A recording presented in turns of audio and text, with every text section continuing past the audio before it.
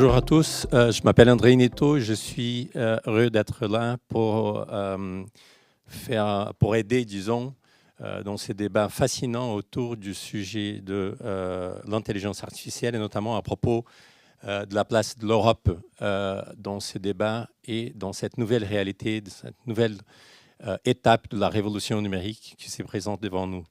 Je suis très heureux d'abord d'avoir entendu l'intervention de Jean Catan. Je trouve inspirant, je trouve ce qu'il a dit en sujet, je trouve qu'il a apporté à nous tous des sujets de préoccupation qui devraient être dans la tête de tous, Français, Européens et citoyens du monde, parce qu'il y a beaucoup de questions, notamment à propos de cette impression d'une accélération accrue. On a tous entendu les mots du président de la République, Emmanuel Macron, cette semaine, qui parlait d'accélération, d'accélération, d'accélération. Nous avons aussi l'impression d'une succession de lancements d'outils technologiques partout dans le monde.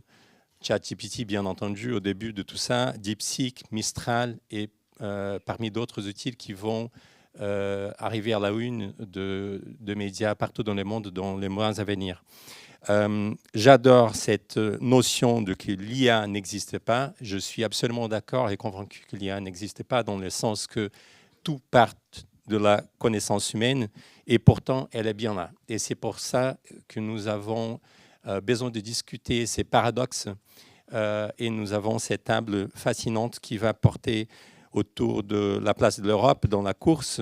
On va beaucoup discuter, je pense que sur le sujet de l'Europe comme un acteur central dans la question de la régulation, mais j'ai beaucoup de doutes et j'aimerais bien entendre l'opinion de nos intervenants à propos de la place de l'Europe dans l'innovation concernant l'IA, parce qu'il s'agit avant tout, malheureusement peut-être, plutôt une question d'innovation que de régulation. La régulation viendra après l'innovation, comme on est en train de vivre à ces moments.